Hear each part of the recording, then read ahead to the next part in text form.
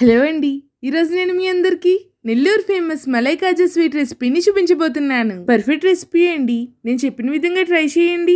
ఈ Nellore famous malai kaja sweet recipe soft గా జ్యూసీగా చాలా టేస్టీగా ఉంటుంది. ఎలా ప్రిపేర్ చేసుకోవాలో ఫుల్ వీడియో స్కిప్ చేయకుండా చూడండి, క్లియర్ గా అర్థమవుతుంది. స్టవ్ ఆన్ చేసి ప్యాన్ పెట్టి దాంట్లో 1 లీటర్ చిక్కటి పాలు తీసుకోండి. పాలు ఎంత చిక్కగా ఉంటే ఈ malai kaja sweet recipe taste అంత బాగుంటుందని గుర్తుపెట్టుకోండి. ఇప్పుడు మనం ఈ పాలతోటి పచ్చికోవా ప్రిపేర్ చేసుకోవాలి. స్టవ్ ని హై ఫ్లేమ్ లో నుంచి పాలు బాగా మరిగి పొంగొచ్చేంత వరకు వెయిట్ చేయండి. పాలు బాగా మరిగిలా పొంగుతున్నప్పుడు స్టవ్ ని హై ఫ్లేమ్ లోనే ఉంచి గరిటెతో తిప్పుతూ పాలు చిక్కబడి కోవా దగ్గర పడేంత వరకు ఉడికించాలి. ఈ ప్రాసెస్ మనం హై ఫ్లేమ్ లో చేస్తున్నాం కాబట్టి గరిటెతో తిప్పుతూనే మరిగించాలండి, లేకపోతే అడుగున మాడిపోయి ఫ్లేవర్ మొత్తం మారిపోతుందని గుర్తుపెట్టుకోండి. పాలు బాగా మరిగి ఇలా థిక్ క్రీమీ కన్సిస్టెన్సీలోకి వస్తే సరిపోతుందండి. వెంటనే స్టవ్ ఆఫ్ చేసేయండి. ఈ కన్సిస్టెన్సీ వచ్చినప్పుడు స్టవ్ ఆఫ్ చేయకుండా మరీ ఎక్కువగా మరిగించేస్తే సాఫ్ట్ గా రావాల్సిన కోవా కాస్త గట్టిపడిపోతుంది. పూర్తిగా చల్లారిన తర్వాత ఒకసారి మొత్తం అంతా కలిసేలాగా మిక్స్ చేయండి. ఇప్పుడు మనం ప్రిపేర్ చేసుకునే పచ్చి కోవాని ఒక బౌల్లోకి తీసుకోండి. కోవాని బౌల్లోకి తీసుకున్న తర్వాత ఇప్పుడు దీంట్లో 1 కప్ మైదా వేయండి. 1 టీ స్పూన్ వంట సోడా వేసి మొత్తం అంతా కలిసేలాగా మిక్స్ చేయండి. ఈ మలై కాజా రెసిపీలో మైదా క్వాంటిటీ కరెక్ట్ గా ఇంతే పడుతుందని చెప్పలేమండి.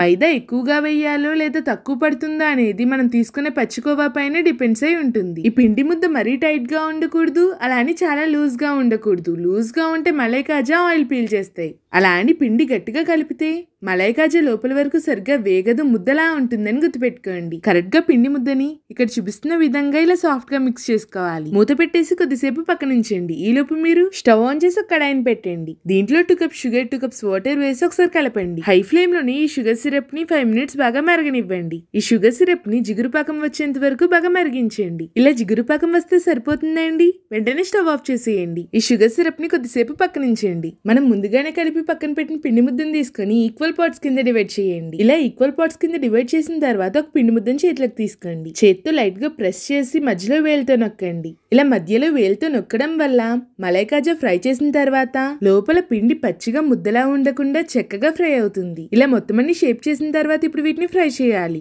స్టవ్ ఆన్ చేసి ఒక కడాయిని పెట్టి దాంట్లో డీప్ ఫ్రై తగినంత ఆయిల్ ని వేసి ఆయిల్ ని లైట్ గా వేడవనివ్వండి. ఆయిల్ మరీ ఎక్కువగా వేడవకూడదండి. ఇక్కడ వీడియోలో చూపిస్తున్నాను చూడండి. మనం షేప్ చేసిన మలై కాజాని ఆయిల్లో వేస్తే ఇలా లైట్ గా బబుల్స్ రావాలి. ఆయిల్ ఇలా లైట్ గా వేడైతే సరిపోతుందండి. వెంటనే స్టవ్ ని పూర్తిగా లో ఫ్లేమ్ లోకి పెట్టేసేయండి. మనం షేప్ చేసుకుని రెడీగా పెట్టుకున్న పిండి ముద్దల్ని స్లోగా ఒక్కొక్కటిగా ఆయిల్లో పట్టేని వేయండి. లో ఫ్లేమ్ లోనే వీటిని స్లోగా ఫ్రై అవ్వనివ్వండి. ఇవి ఫ్రై అవుతున్నప్పుడు మీరు మధ్యలో అసలు గరిటె పెట్టకండి. లో ఫ్లేమ్ లోనే స్లోగా లోపల వరకు ఫ్రై అవుతూ వాటంతటా అవే ఆయిల్ నుండి పైకి వస్తాయి. ఇప్పుడు స్లోగా ఒక్కొక్కటిగా రెండో వైపుకి టర్న్ చేయండి. వీటిని 2 వైపులా లో ఫ్లేమ్ లో పెట్టుకుని మాత్రమే ఫ్రై చేయాలండి.